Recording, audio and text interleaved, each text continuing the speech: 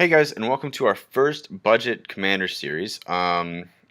This is Zhao Zhao Lord of Wei on a $100 budget minus basics. So you'll notice that I pronounced it Zhao Zhao. So this is done after the videos, so I could have a little bit more experience with the deck. I'm not going to do a card by card. I thought originally that would be smart, but it takes a lot longer to do it that way. And I don't think you guys want to watch a 35-minute video. So. That being said, we're just going to jump in.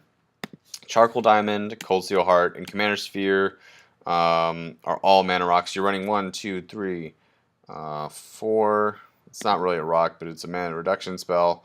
5, 6, 7. So you have 7 mana rocks. I think 4 at the 2-drop slot. Yeah, I think that's right. 4 at the 2-drop slot. 1 at the 1-drop slot. Is that right? 4 at the 2-drop slot? And 2 at the 3-drop slot, because I forgot about Commander Sphere. So, a decent amount of mana ramp. Also, you have Ledinmer as well, so you have 1 more. I guess you could say 8. Aside from that, your cards include things that are going to help synergize with the discard strategy. So, you get things like... where is it? Gus Grimoire, for instance, is going to help you draw a card. That's a big engine. Magerite Stone. Come on, Tris. No, I said Magerite Stone and 1,000-Year Elixir work to allow you to reactivate Cao Cao in a turn, as well as with 1,000-Year Elixir, give him haste. Voltaic Key untaps some of your mana rocks and your Elixir / Magerite Stone. You have things like Muse Vessel, which can continue to remove things from opponent's hand while also giving you some new potential plays. Pauper's Cage and where's the other one? Wheel of Torture are your 2 rack effects and artifacts. You don't do an actual rack because that has to target a player when it enters. But these ones are universal. Sorry, I'm trying to like buzz through this so that you guys don't have to watch a super long video. So forgive me. Crawl Space works to kind of contain the kind of attacks you're facing, as well as Silent Arbiter. Those 2 dudes really do a lot of work when it comes to swarm strategies like elves. They can be really good there. Some utility like Profane Memento exists. You're running a decent amount of Grave Hate in Relic Progenitus, Leyline of the Void, wherever it is. This Nezumi Grave Robber, which is awesome. It flips, and then you can gain control of, or you put a creature from a battlefield onto the. Sorry, put a creature from a graveyard onto the battlefield on your control at instant speed. There we go. I think there's one more somewhere in here. Oh, Bajuga Bog. Nope, not that. You're running a fair amount of sweepers and things to protect you from attacks. One of the main deterrents to attacks is Dread. The card is amazing. It does a lot of work for me. You use some engines like Asylum Visitor and Bloodgift Demon to help you draw cards. And the rest of it, you're kind of prison deck in terms that you're producing resource denial by making everyone discard all those things, and then you get to essentially just ping everyone else except for yourself. So it's a pretty grindy deck, but it's really fun to play. Things like Indulgent Tormentor help you out in terms of the creature fight. Master of the Feast draws people cards so that you can get value out of your Liliana's Crest and Megrim when you're in the late game when people have no cards left.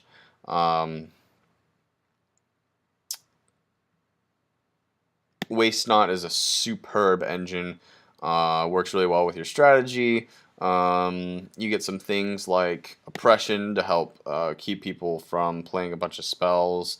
Most of your creatures have like death effects or have tap effects. Some of the big ones are like Kiku Knight's Flower, that target creature deals damage to itself equals to its power, which is great removal. Not Sangromancer. Sangromancer is really good with your commander, obviously. Helps you gain life and stay alive.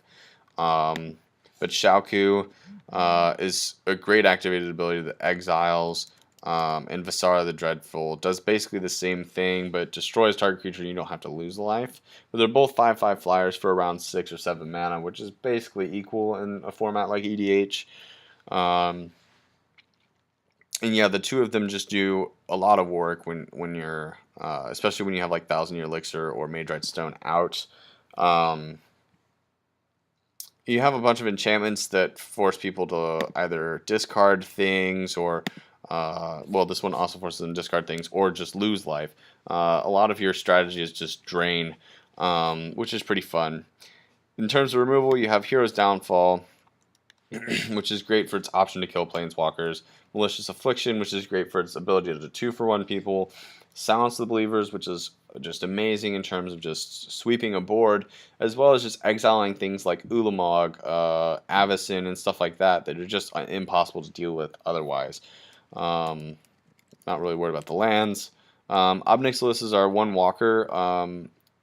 I think it fits our strategem in that you know you're gaining life, your opponents are losing life, which he helps you further your ability by gaining life while also furthering your strategy of forcing drain by making opponents lose life. So in that regard, I really like Ob.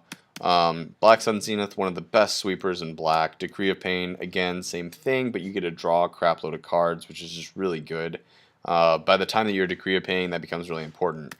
Diabolic Tutor, no words for this card. I mean, there's a reason that most black decks are playing tutor effects. It's because they're really good. Dregs of Sorrow is similar to like a Silence of Believers type removal, because you're paying extra to kill more things, but you get to draw cards off of it. Sometimes the number of things that can only kill black creatures does come back to bite you, though, or they can only kill non-blacks. Innocent Blood, really decent card. Deals with troublesome permanents that you just can't destroy. Mutilate, same thing. You know, if you get up to 8 swamps and you play Mutilate, you can kill Avacyn, or like 10 swamps, you can kill Nulamog. Just overall, really good card. Rhystic Tutor is an interesting include, but I think that it it plays to politics at the table. It plays to it plays to the politics of the table, or you just wait till people tap out. And it's one of those. It's a really cheap tutor effect in terms of monetary value. I think it's like an 80-cent card. So with that, I'm gonna ship you guys to the matches because I don't want to go too much into each of the cards. I'll talk about a lot of them in the matches, and you'll see a lot of them in the matches. So this is the list, and thanks for watching, guys, and I'll see you guys then.